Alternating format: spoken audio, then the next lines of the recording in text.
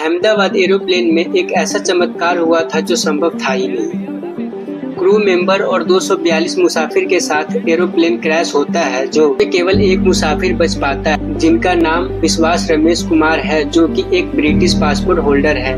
कहा जाता है कि इनकी बचने की संभावना मात्र 0.41% था। दोस्तों, हमें इससे ये पता चलता है कि अगर जीने की इच्छा हो तो कुछ भी संभव हो सकता है। यह विश्वास रमेश कुमार ने साबित कर दिया है।